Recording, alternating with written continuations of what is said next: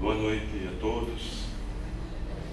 Quero agradecer mais uma vez a oportunidade e a alegria de estar convivendo com o Fábio Dionísio. Foi ele que trouxe Fábio a primeira vez. Inclusive, tentei acompanhar as amigas ali para o centro e ele disse: fica aí. Eu disse: sim, senhor. Agora, de uma forma delicada, eu vou retribuir a gentileza. Agradecer a presença da nossa irmã Cristina, a esposa de Fábio Dionísio. A gente sabe que por trás de um grande homem, de um trabalhador, tem uma grande mulher. Né? E a maioria aqui são todas mulheres. E no dia de hoje, nós comemoramos o que a Igreja Católica comemora, a presença de Nossa Senhora, né, como patrona da nossa nação, e que ela possa trazer as bênçãos necessárias para a harmonia de todos nós, de que nós acreditemos no nosso potencial, como o nosso irmão falou, e que possamos cumprir com as nossas obrigações, cada um do seu tempo, do seu modo e do seu jeito. Então, eu peço a vocês que possam fechar os seus olhos e nos acompanhar mentalmente essas bênçãos que serão derramadas nessa noite, através do nosso irmão palestrante, que nesse instante os espíritos trabalhadores dessa casa e todos os seus colaboradores possam estar conosco, intuindo ao irmão palestrante para que ele traga, através das suas palavras, tudo aquilo que nós necessitamos para os nossos espíritos. E aproveitando essa presença da nossa Mãe espiritual, que nós possamos a ela endereçar os nossos melhores sentimentos e rogativas. Mãe amada, Mãe querida, anjo tutelar dos náufragos da terra, compadece-te de nós e estende-nos tuas mãos doces e puras. Reconheço, Senhora, que ninguém te dirige debalde a palavra de aflição e de dor. Sabemos que o teu coração compassivo é luz para os que se tresmalham nas sombras do crime, e amor para todos os que mergulham nos abismos do ódio. Perdoaste aos que te aniquilaram o Filho Divino nos tormentos da cruz, e além da paciência com que lhe suportaste os insultos, viestes ainda dos céus, ofertando-lhes braços protetores. E somos todos nós, Mãe amada, Mãe querida, espíritos necessitados das tuas bênçãos de paz, de harmonia, de luz e de esclarecimento. Permite, Mãe querida, que em vosso nome, em nome de Deus, em nome de Jesus, o nosso Mestre e Senhor, possamos iniciar essa nossa atividade com muita paz, com muito amor em nossos corações. Que assim seja. Graças a Deus. Convidamos nesse instante o nosso irmão Fábio Dionísio para que ele possa assumir a tribuna e a palavra. Bom, boa noite a todos. As coisas sempre se fecham numa malha, uma teia que a espiritualidade vai montando. Durante o dia vieram algumas ideias com relação ao que eu ia falar. Não que eu pensei realmente sobre o que eu ia falar, né? Já fiz muitas vezes conversas, trocas a respeito desse assunto. Mas hoje fechou a teia e realmente eu estava certo naquilo que me passaram, né? Eu sou do Recanto de Luz Irmã Sheila, de Ribeirão Pires. É uma cidade próxima da capital do estado de São Paulo, próxima de São Paulo, onde são realizados trabalhos de cura e cirurgia espiritual através de um médium sensitivo de cura de efeitos de ectoplasmia, que são raridades hoje, né? Como Zé Arigó. E ele começou como Zé Arigó mesmo, com instrumento, fazendo as cirurgias, e ele chegou a trabalhar com o Dr. Fritz, que nem o Zé Arigó. Mas isso foi por um tempo muito pequeno. Logo em seguida, antes de começar realmente o grande trabalho, grande que eu falo em volume, pelo amor de Deus, né? Porque ele é apenas um instrumento e ele se coloca na posição de um instrumento. E ele faz esse trabalho há 37 para 38 anos publicamente, mais de 1 milhão de atendimentos. E nunca houve um problema relacionado à sua índole, ao seu caráter e os trabalhos que são realizados, né? É bom que se diga isso, porque nós temos tido episódios que infelizmente mancham o trabalho de cura em algumas localidades aqui do Brasil, né? E o trabalho dele sempre foi muito idôneo e íntegro. Depois de 2 anos, o cacique, ele falou, cacique Tupinambá, para quem não gosta muito de índio, ele não encarna desde 1620, porque não precisa. Quiser eu estar na posição dele, eu até colocaria uma tanga, colocaria um cocar e começo a tocar tambor, porque eu prefiro ser um índio que não precise reencarnar desde 1620 do que eu, né, que muita gente considera como se fosse a nata do Brasil, né? Não digo eu, mas nossa raça. E eu sei que eu vou ter pelo menos umas 300 reencarnações ainda pela frente, só nesse planeta. Só nesse planeta, para vocês terem uma ideia. Eu estou exagerando, eu estou brincando, mas eu queria colocar isso bem claro, porque se fala-se muito nesse trabalho de cura e cirurgia, e infelizmente há muita incredulidade e principalmente muita falta de conhecimento a respeito do que acontece no trabalho de cura, né? Nós estamos ligados, no Irmã Sheila, ele trabalha conosco, eu sou do Recanto de Luz Irmã Sheila, trabalha conosco desde 2011, mas antes disso, já há muitas décadas, trabalhava em outros centros espíritas, realizando um trabalho itinerante, centros que abriam o espaço, o salão, os voluntários, para que ele realizasse. Num dia de trabalho de cura, ele chegou a atender 2.500 pessoas num único sábado, né? Hoje já a idade pesa, então nós estamos, e pós-pandemia a coisa caiu muito, né? Hoje está na faixa dos 300, 250, antes da pandemia estava na faixa dos 450 a 500. Isso que eu estava falando com o Marcos Serrano, que eu queria descobrir, eu só preciso de 2 minutos com o cara que inventou a história da melhor idade. A gente vê que as coisas vão caindo e as coisas vão ficando mais difíceis.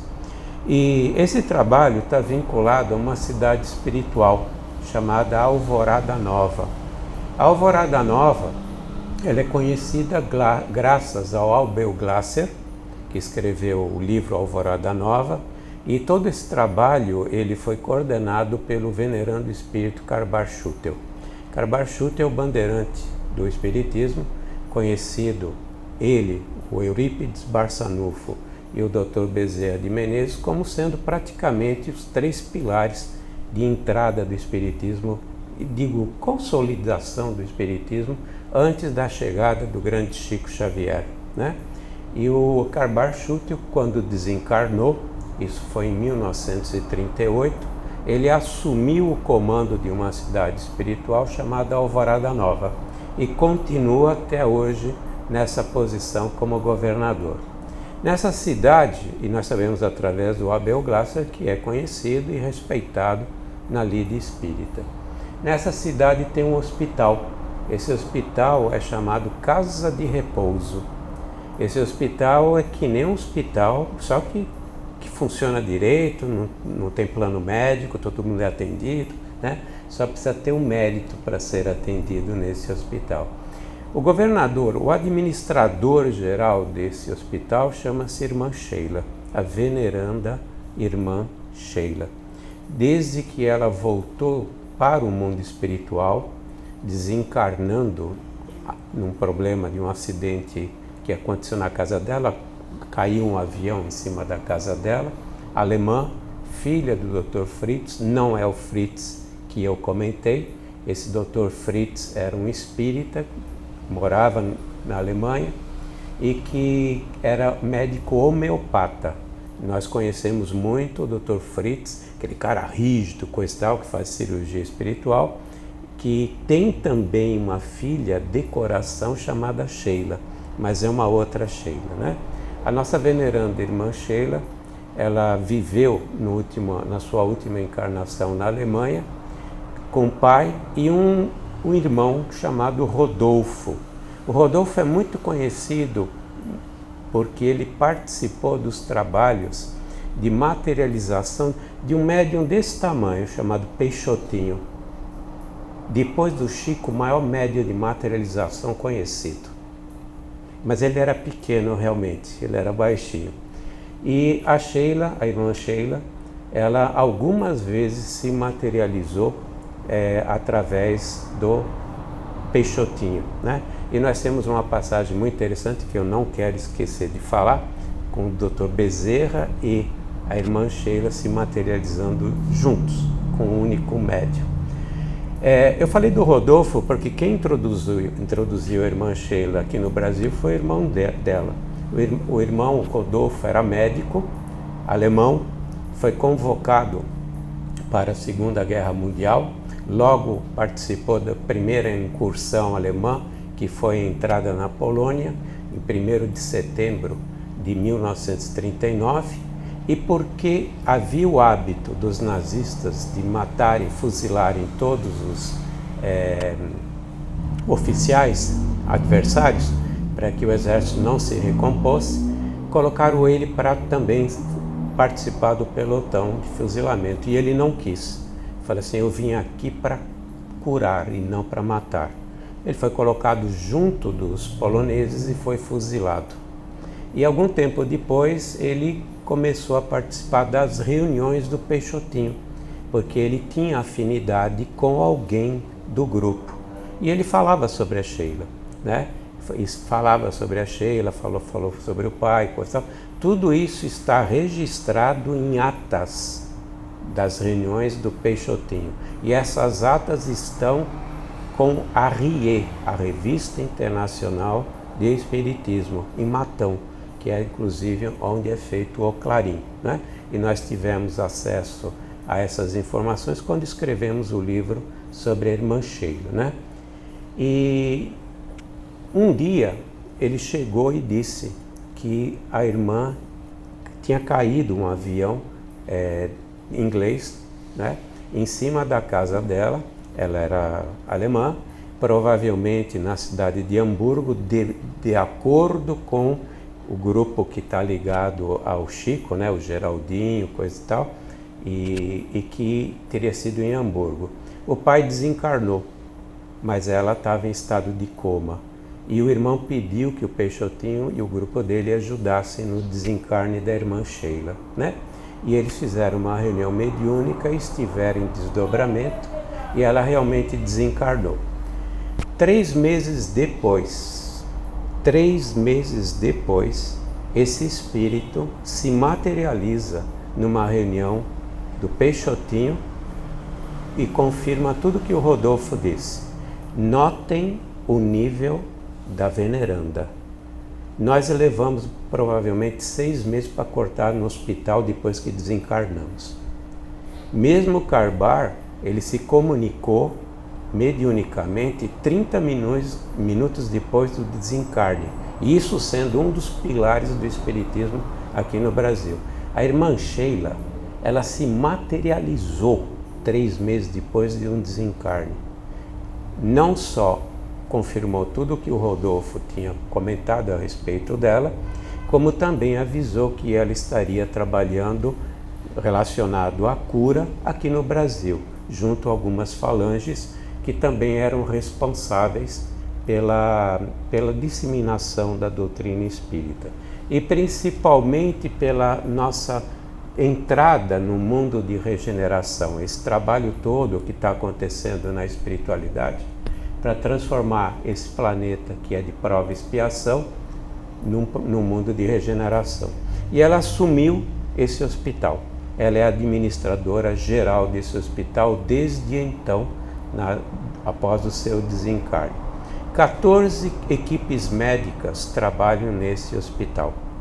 Inclusive, o responsável do Recanto de Luz, irmã Sheila, é presidente do conselho deliberativo desse hospital, que é um espírito chamado Dr. Arthur Neiva, responsável pela fundação do Instituto Biológico em São Paulo.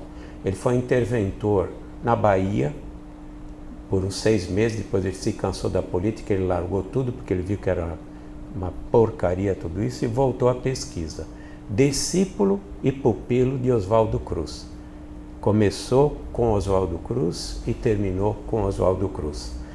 Fez parte dos grupos que trabalharam na identificação do mal de Chagas, da febre amarela, né? Foi responsável por uma série de coisas. Então são 14 equipes que estão nesse hospital. Esse hospital tem um centro cirúrgico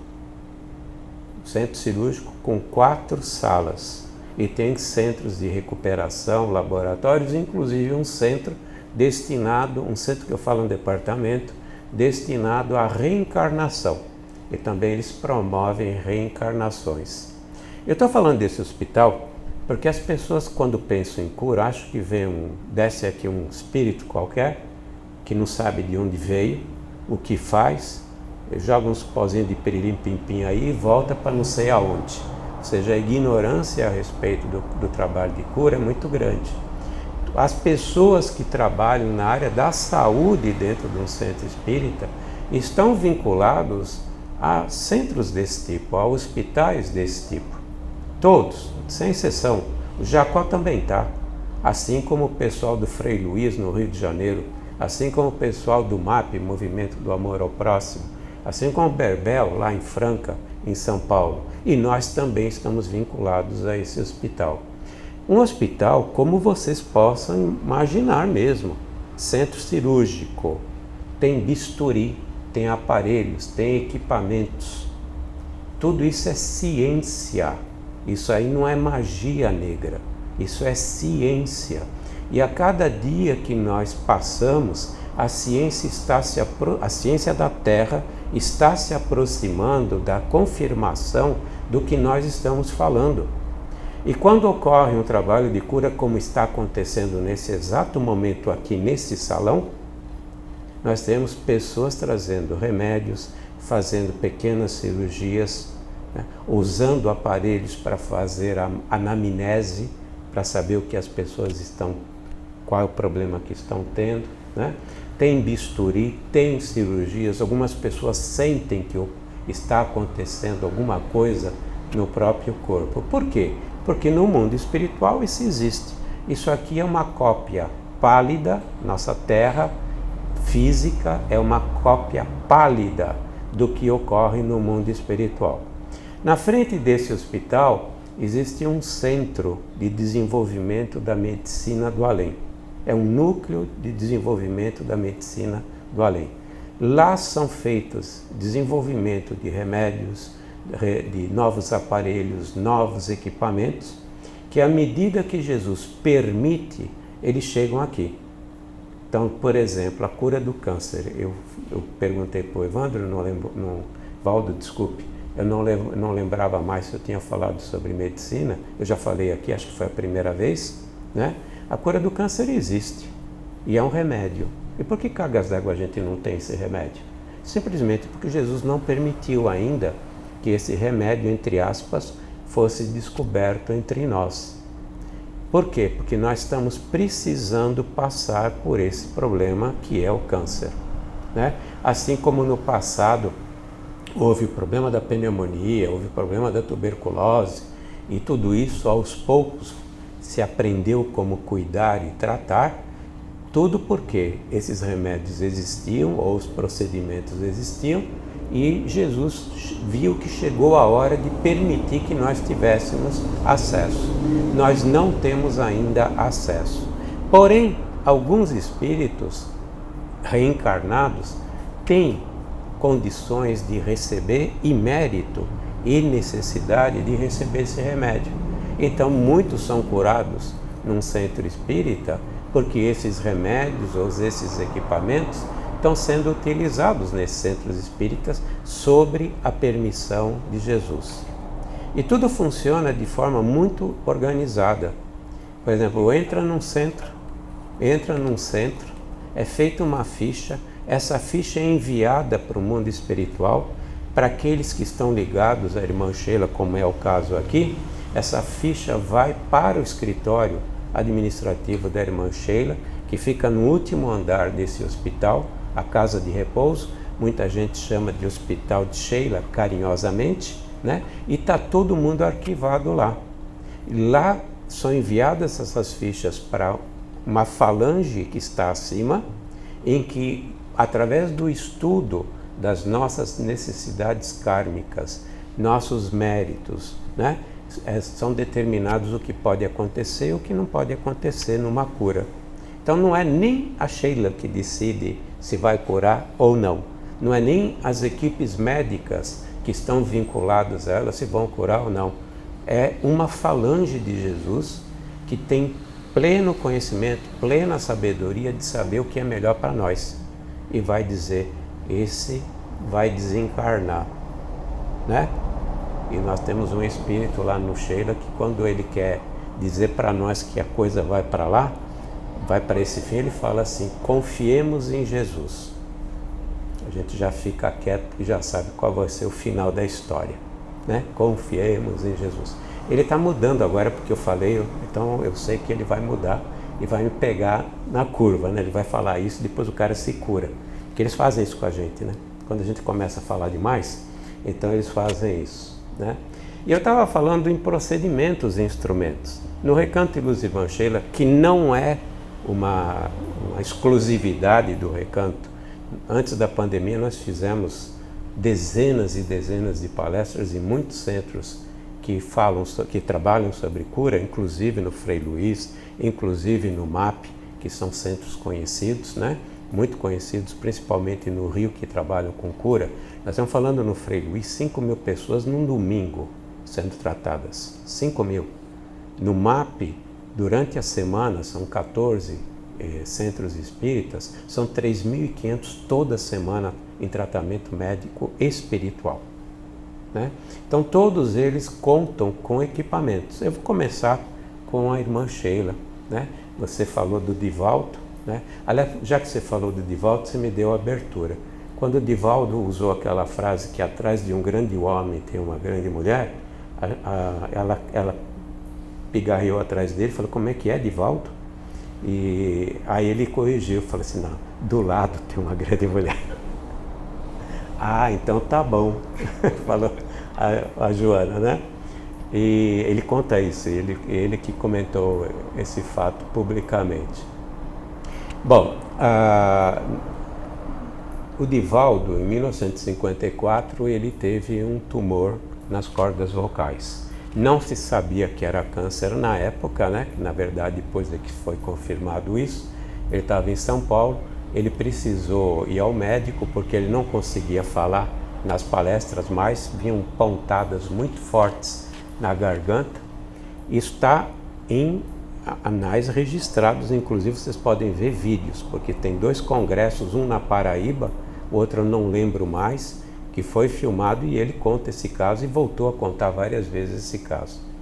E ele voltou para Salvador, porque ele ia fazer uma cirurgia, deixou tudo arrumado lá na Mansão do Caminho e foi para o Rio para fazer a cirurgia na garganta. O médico tinha falado, nós vamos ter que tirar as cordas vocais para você se salvar. Ou tira, ou você não se salva. 1954, né? Naquela época nem se identificava direito o problema. E ele passou em Pedro Leopoldo para visitar o Chico. Era uma sexta-feira, aquela reunião de cartinhas, né, de bilhetinhos. E quando ele entrou no centro, junto com outros colegas dele, outros amigos dele, o Chico já sabia que ele iria passar por lá. Ele chegou para o Divaldo e falou, entra, Divaldo, né? O doutor Bezerra está pedindo que você faça a palestra hoje. E o Divaldo falou, mas eu estou com problema de garganta. O doutor Bezerra pediu. Então ele falou assim que com muito esforço, muita dificuldade, ele fez a palestra de 2 horas e pouco. Aí quando ele achou que tinha que parar, ele parou e aí o Chico levantou e mandou mais um bilhetinho para ele. Olha, o doutor Bezerra pediu que você continuasse. Falou que ele ficou assim meio estranhando, né? O cara não tem dó de mim, eu não estou aguentando de dor. Mas era o doutor Bezerra, então eu falei, quem é que não vai obedecer o doutor Bezerra, né? E ele continuou falando até mais ou menos 1h30 da manhã. Estamos falando das 19 horas, 18 ou 20 horas, até 1h30. Nesse momento, o Chico, quando terminou a reunião, convidou o Divaldo e mais 4 da Lida Espírita, 4 conhecidos da Lida Espírita, um é o Clóvis Tavares, os outros eu não lembro agora, para comer um bolinho de fubá com um cafezinho, típico coisa de mineiro, né?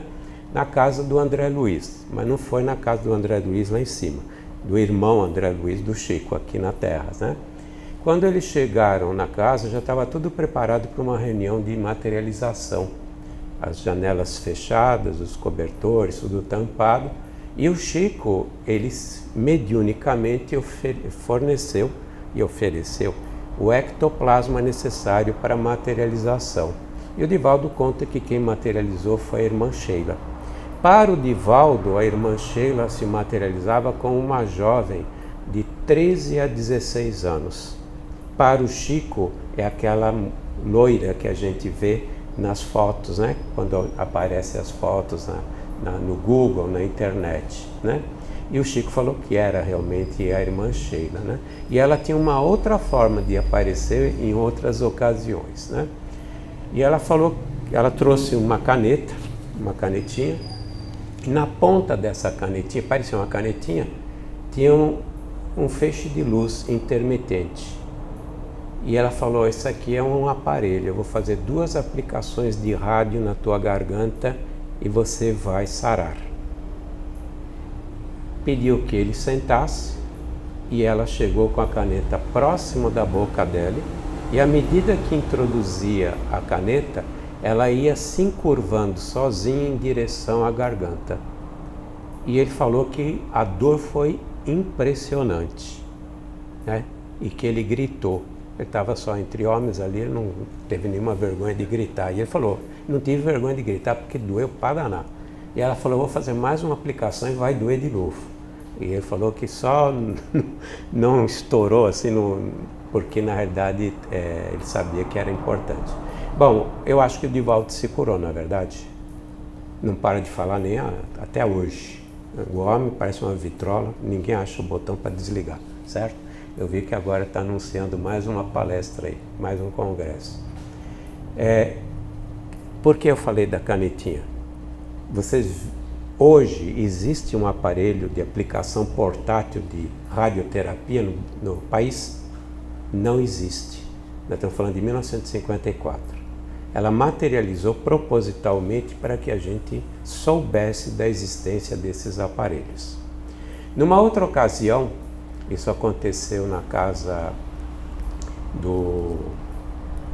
agora me fugiu o nome, de um senhor que trabalhava com materializações em Belo Horizonte, né?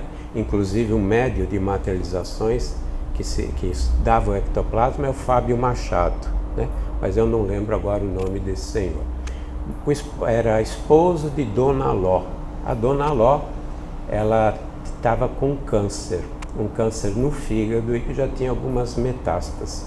O Peixotinho estava de passagem por Belo Horizonte. Tinha ido visitar o Chico, nós estamos falando em algo tipo 1948, 1949, e o Peixotinho voltando para São Paulo, né, nessa época ele estava no Ismênia, inclusive lá de Santos, coisa e tal, ele parou na casa da Dona Ló para receber, para pernoitar, né? Era muito comum os espíritas pousarem, né? Pernotarem na casa de outros espíritas em suas andanças. E o Peixotinho percebeu que a Dona Ló estava com um problema sério. De manhã, no café da manhã, nós estamos falando na cozinha, no café da manhã, o Peixotinho ele cede ectoplasma para que a irmã Sheila se materializasse. E ela veio como uma pedra verde na mão, como se fosse uma ágata, uma coisa verde na mão, e disse que era um aparelho que iria usar para tratar a Dona Ló do problema que ela tinha no fígado. Esse aparelho que parecia uma pedra, ela materializou, não precisava de materializar, mas ela materializou propositalmente para que eu pudesse e muitos outros saberem da existência desses equipamentos. E ela fez a aplicação na Dona Ló, e Dona Ló ainda durou 20 anos reencarnada. Ela se curou e era um câncer no fígado. Nós sabemos que câncer no fígado hoje já é uma coisa muito grave. Já é uma coisa muito grave. E com metástase, pior ainda. E ela se curou desse negócio. E tem um outro que eu queria contar, justamente porque aí participa o Dr. Bezerra e a irmã Sheila. Tinha um garotinho de 5 anos de idade que fez a proeza de introduzir um parafuso no pulmão. Ninguém sabe como esse parafuso foi parar no pulmão. Nós estamos falando também dessa época de 1949, 48, por aí. A mãe era evangélica, percorreu todos os hospitais médicos que podia para ver se conseguia resolver como tirar esse parafuso. Imaginem na década de 50, né, década de 40, se havia tecnologia para fazer isso, né? E os médicos tinham dito, não tem jeito, vai ter que sobreviver com esse parafuso no pulmão. E ela soube que no bairro em que ela morava tinha um espírito que baixava num cara, porque ainda baixa espírito, né? Ainda nós estamos no país em que aqui baixam espíritos, né? Ela era evangélica, mas mãe é mãe, né? Mãe é mãe, né? Ela foi até a casa dessa pessoa onde baixava o espírito e pediu que ajudasse o filho que estava com aquele problema. Ela não entrou na casa, porque era evangélica. No lugar onde baixa o capeta, ela não entra, certo? Mas o filho entrou, vai que eu te dou toda a força. E ele entrou chorando. Bom, era casa do Peixotinho, né? E o Peixotinho, olha que médium de materialização. 2 espíritos se materializam simultaneamente através do Peixotinho. Dr. Bezerra de Menezes e a veneranda irmã Sheila. Olha que médium, que médium, que médium. E eles vieram para tratar da criança. O Dr. Bezerra trouxe como se fosse um pano luminescente, uma manta, e colocou por detrás das costas, atrás dos ombros da criança, e ele e ela desmaterializaram o parafuso e materializaram o parafuso fora do corpo dele e entregaram na mão dos assistentes do Peixotinho. Então fizeram um trabalho de desmaterialização e materialização. Não precisava ter materializado o parafuso, mas por que fizeram? Para que a gente entendesse as técnicas que eles usam. A desmaterialização e materialização é muito estudada pela física. A desmaterialização já acontece normalmente. O que os físicos não conseguiram ainda realizar é uma materialização controlada de objetos grandes. A ciência está chegando à técnica da desmaterialização e a materialização. Os espíritos trabalham numa outra dimensão. Então eles levam a matéria para da terceira para a quarta dimensão, e da quarta dimensão sai fora desse corpo físico e materializam fora do corpo físico. Isso é possível. A física quântica, a física moderna, já fala que existem 11 dimensões físicas e que é perfeitamente possível passar de uma dimensão para outra. Não se sabe como, mas que acontece. Aí eu lembro do Carlos Bacelli, que também apanha feito um doido esse médium, porque o Dr. Inácio escreveu isso. A física quântica está falando isso hoje. Passagem por dimensões físicas diferentes, né? Mas que coisa incrível. Na verdade, o André Luiz já falava isso. Porque você, espírito, em que dimensão nós estamos como espírito? Eu estou vendo corpos aqui, mas em que dimensão nós estamos? Eu suponho que a gente está numa dimensão muito elevada da física. Perispírito está na 4ª dimensão. corpo mental está numa dimensão diferente do corpo espiritual. Por isso que ele é modelo organizador biológico do perispírito. Deve estar na 5ª dimensão. Lacerda, o grande vulto que nós conhecemos por causa da apometria, falou que nós temos várias camadas, várias dimensões, né? Tem até o Atma, o corpo búdico, né? Para quem não acredita nisso, o André Luiz, num dos livros do Chico, ele diz: escutem o que os espiritualistas estão falando. Nós conhecemos poucos corpos, mas existem muito mais corpos que compõem todo esse complexo que somos nós. Então, cada um desses corpos está numa dimensão superior, porque se é a matriz do corpo inferior, tem que estar numa dimensão superior. Nós sabemos que o corpo espiritual, o perispírito, palavras de Emmanuel, palavras de André Luiz, é o modelo organizador biológico do corpo físico. O grande doutor Hernani Guimarães, que foi um engenheiro civil que estudou o lado científico do espiritismo, tem livros, já desencarnou, tem livros publicados a respeito do MOB, modelo organizador biológico. Estou voltando à ciência sempre. Já se sabe. E quem descobriu o perispírito, sabe quem foi? Quem constatou a existência foram os ateus que moravam na União Soviética em 1942 e provaram que nós temos um campo morfológico que compõe o corpo físico, assim como a planta tem um campo eletromagnético morfológico que compõe, e essa folha tem esse formato porque tem do outro lado o mesmo formato numa dimensão que dá forma a essa folha, desse jeito. Da mesma forma que vocês, ou eu, tenho esse formato, e minha regeneração celular, todo o meu processo de cura, no sentido da matriz, o molde, é o perispírito.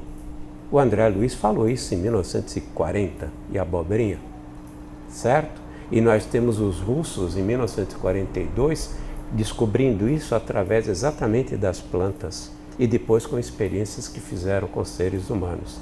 Então, o perispírito está provado. O que nós estamos falando está provado até agora. Isso é ciência. O que é ciência também é a ignorância de muitos que não procuram informação e ficam jogando fake para tudo que é lado e ficam falando bobagens. Porque a pessoa que estuda, a pessoa que busca informação, pensa 2 vezes antes de negar. Quem nega nem busca a informação. Tudo isso está em livros do André Luiz e do Emmanuel. Sempre André Luiz e Emmanuel. Tudo isso está aí. Temos um livro do Emmanuel que fala sobre a cura, que nós vemos no centro, e fala como funciona esse processo nosso de doença, né? Leis de amor. Um livrinho que foi publicado em 1963 através do Chico e do Valdo Vieira, em que a maioria dos centros que eu vou é desconhecido. Volto a dizer que nosso maior mal é a ignorância. Esse é o nosso maior mal nesse país, a ignorância, a falta de vontade de estudar. Um livro do Chico que comenta por que nós adoecemos. O Emmanuel, ele comenta nesse livro que nós somos responsáveis por todas as doenças. Todas, sem exceção. Ele só diz que nós temos um problema, que é essa melhor-idade. Quando a gente chega na melhor-idade, nosso corpo não foi preparado para a eternidade, corpo físico. Tem uma vida biológica, nós podemos viver até 120 anos, pelas condições do nosso corpo hoje.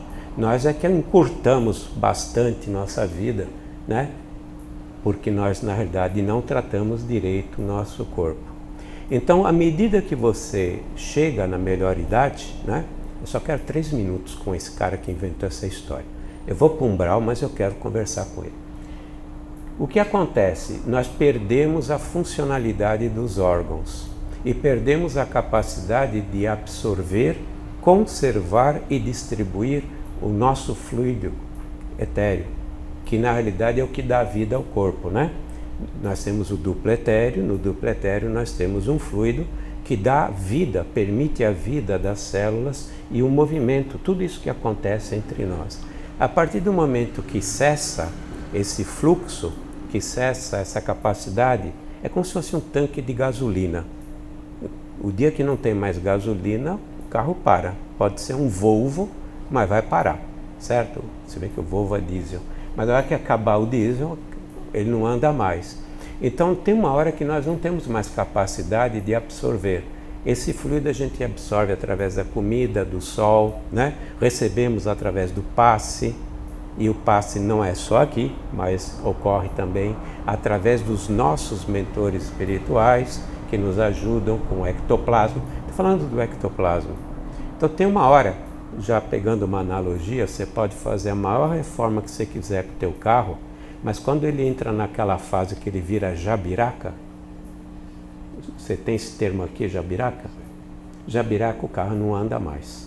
Você pode investir o que você quiser, fazer manutenção, o que quiser, que ele pare e acabou, né? Isso é uma expressão lá do sul, não sei se tem aqui. Jabiraca é um carro que não anda mais, não tem jeito. Então, a hora que chega essa fase, nós desencarnamos, graças a Deus. Graças a Deus que a gente desencarna. A gente está tão preso a esse planeta, a parte física, a gente faz tanta questão de viver. Você sabe que o espírito é o cara que tem mais medo da morte, né? O cara que mais morre de medo, se pela de medo, é espírita. Então, mas do lado de lá é muito melhor, não sei por que cargas d'água a gente faz tanta força. Não podemos desencarnar por vontade própria, a gente tem que deixar chegar o momento certo, né? Mas voltando, então ele fala que nós somos responsáveis pela todas as nossas doenças, exceto essas, né? Eu estou falando em doenças, eu não estou falando de acidente, que você perde uma quantidade de sangue tão grande que você morre, desencarna.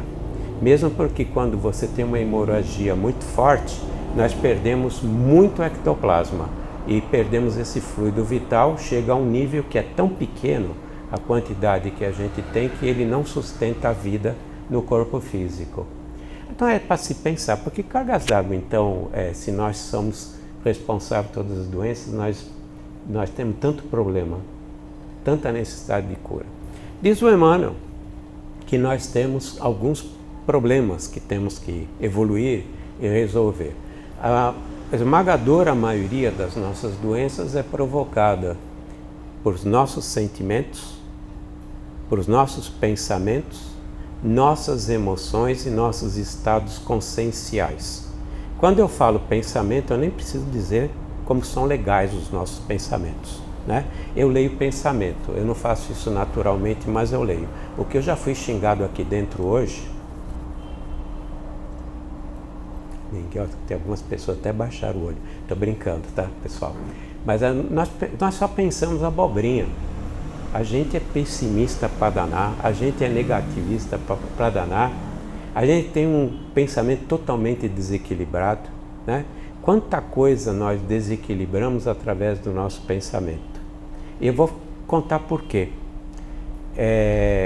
Num dos livros do André Luiz, que é sempre entre a terra e o céu, eu sempre falo entre o céu e a terra, mas é entre a terra e o céu.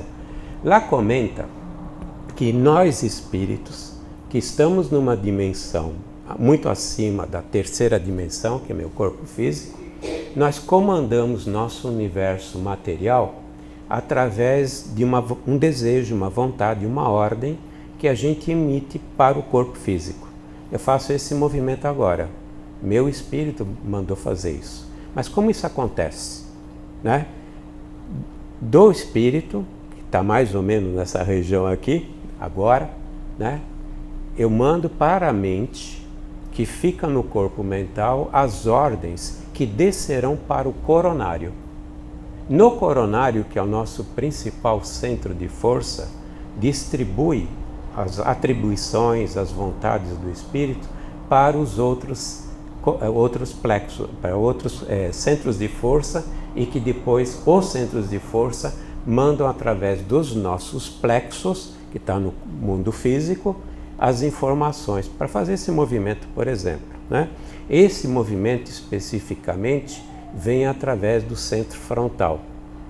O coronário manda a ordem, repassa a ordem do espírito que passou pela mente, que foi enviado para o coronário, para o centro frontal. Do centro frontal vai para o cérebro físico. E do cérebro físico, toda a máquina, todo o sistema nervoso comanda meus movimentos e assim por diante. Se eu estou sentindo esse vento agora, como espírito, é porque minha sensação, meus órgãos de sensação captaram, e através do caminho inverso, aqui, coronário, mente, espírito, eu recebi essa informação. Tá? Isso está num dos livros do André Luiz, eu acabei de citar o nome. Agora, vocês têm quantos trilhões de células? Entre 20, 30 trilhões a 80 trilhões de células. Tudo isso é comandado pelo espírito. Todos os órgãos, por exemplo, estamos com 12/8 nossa pressão sanguínea. Quem é que controla tudo isso? É o espírito. Quem é que controla os batimentos cardíacos? É o espírito. Mas nós nem lembramos disso, né? Agora que eu falei, alguém lembra que está respirando, né? Porque existem os automatismos.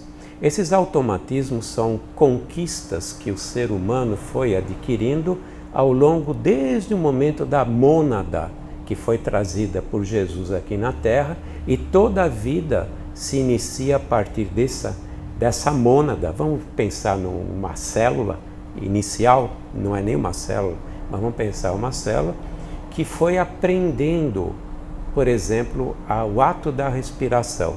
Isso fica registrado numa memória. Essa memória que está no perispírito e que se encontra especificamente em outras áreas, como a medula celular, medula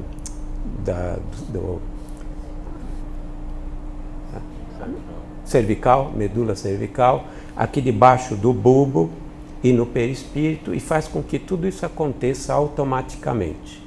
E o espírito, ele fica monitorando isso. Então, apesar de vocês estarem prestando atenção em mim, vocês estão monitorando o universo que vocês têm, certo? Agora, nós mandamos essa informação através da mente.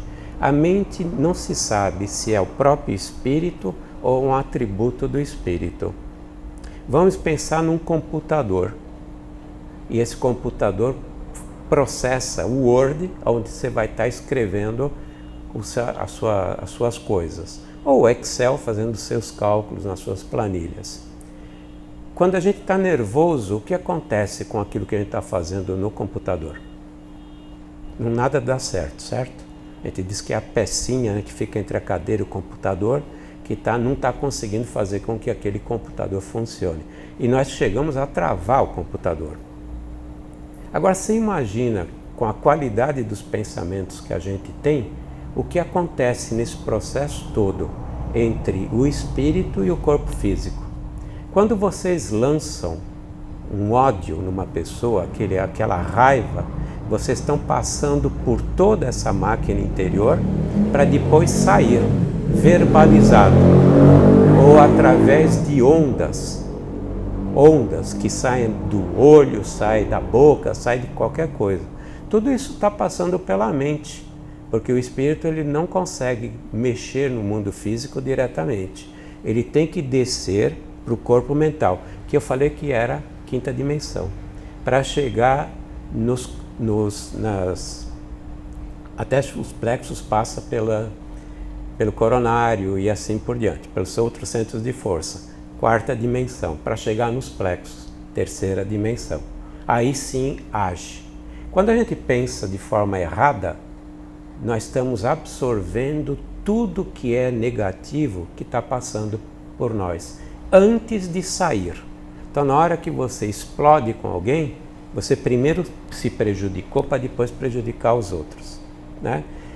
Vou falar da depressão. Por exemplo, a depressão quando a pessoa está triste, magoada, aquela mágoa que dura muitas vezes anos, né? Nós sabemos no trabalho de cura, e aliás vocês podem ler isso nos livros dos médicos, não precisa nem ser do centro espírita, que a mágoa pode levar a miomas na mulher e podem levar a câncer. A câncer. Nós constatamos isso no Sheila inúmeras vezes, né? Os médicos já falam. O que é a mágoa? A mágoa, na verdade, é uma depressão dos teus sentimentos que reduz o teu sistema imunológico. Teu sistema imunológico é que cuida de vencer os adversários que estão por aí, as bactérias, as larvas e tudo isso. Então a gente fica à mercê do ataque dos nossos adversários. A mágoa também faz outra coisa, abaixa nosso estado vibratório. E quando nós abaixamos o estado vibratório, a gente puxa por afinidade energias negativas, né? É assim que funciona a atração eletromagnética no mundo espiritual, né? Então nós puxamos as energias negativas que pioram o nosso quadro, porque nós podemos adoecer contaminados por essas energias negativas. O André Luiz, num capítulo em que ele está falando lá, ele está vendo aquelas nuvens escuras na cidade, né? Ele estava fazendo uma visita lá e que perguntou sobre aquilo foram os miasmas que são criados pela mente humana e que se não fosse o sol que os queimasse durante o dia, ninguém sobreviveria aqui no planeta Terra. Foram criadas pela mente, foram criadas pelos nossos sentimentos, nossas emoções. Também nós sabemos, graças ao André Luiz, que o que alimenta o umbral grosso, aquelas energias que alimentam os espíritos que estão no umbral grosso, são os pensamentos dos encarnados. Quando ele pergunta, mas tudo isso aqui veio de onde? São os espíritos que criaram?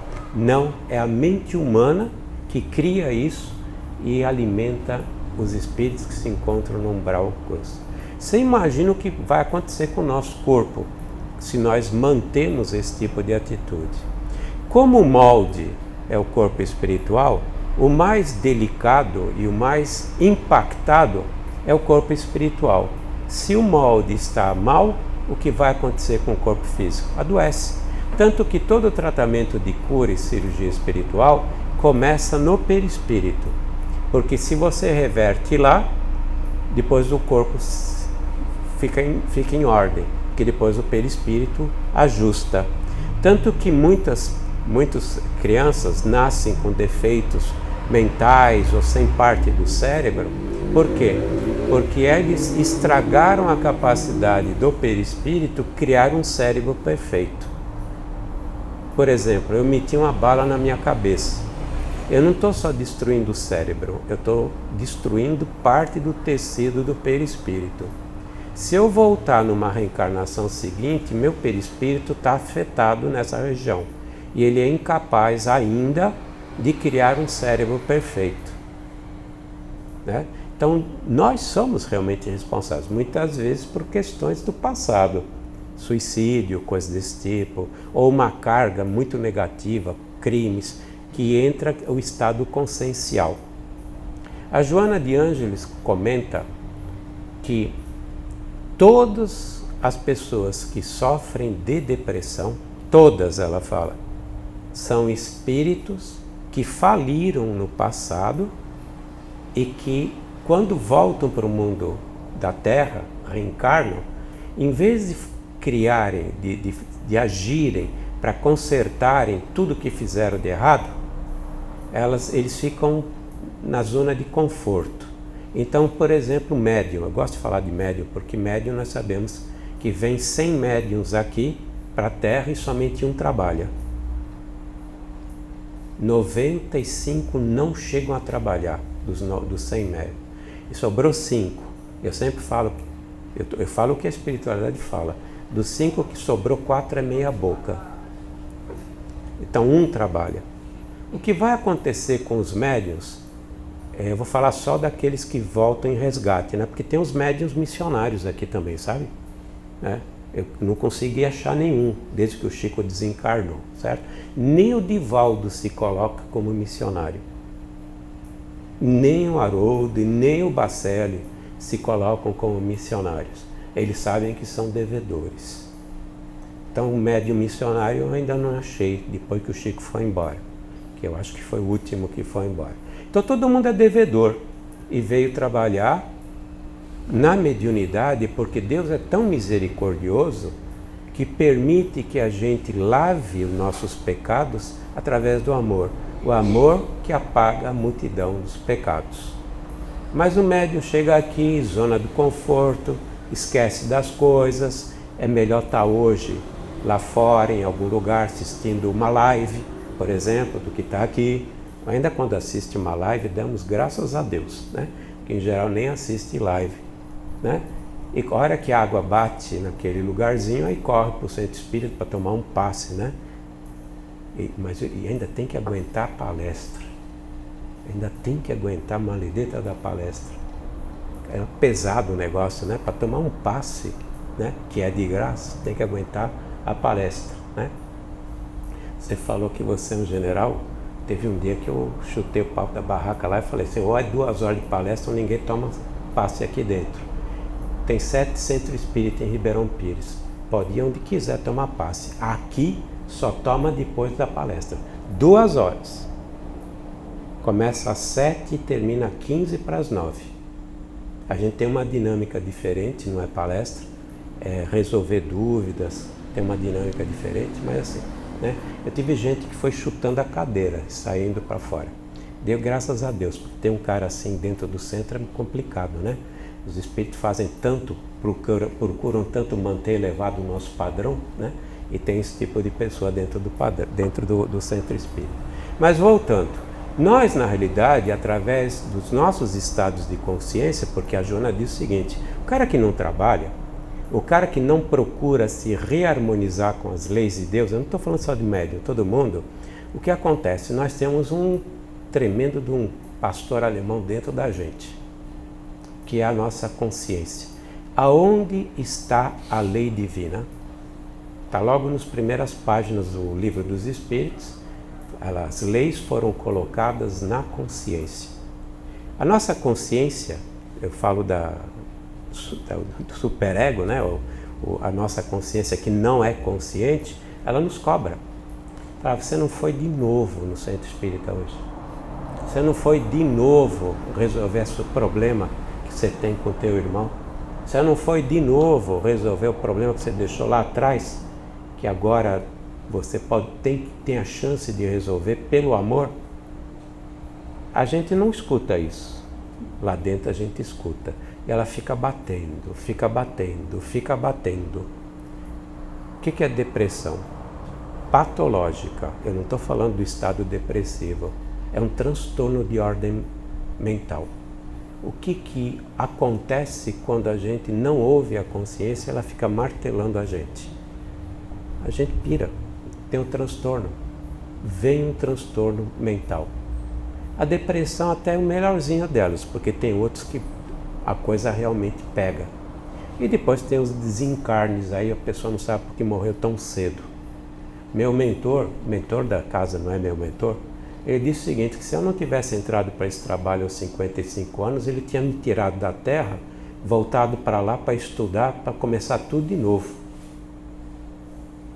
Vocês não sei se perceberam o que ele quis dizer para mim. O médium de cura, que é o Edson, se ele não tivesse trabalhado na cura, ele desencarnaria aos 42 anos.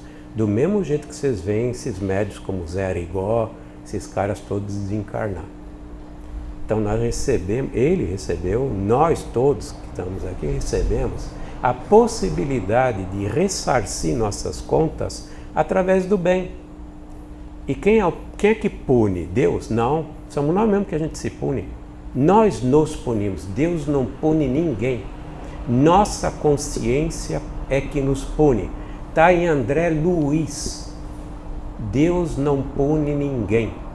Nós mesmos nos punimos com a nossa consciência. Nós mesmos.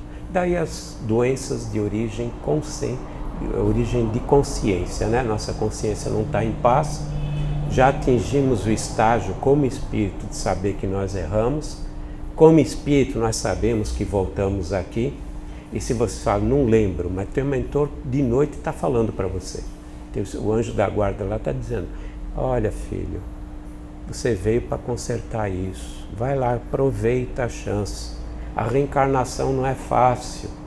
Diz nosso benfeitor que tem 2 bilhões de espíritos na fila, chorando e rezando para reencarnar.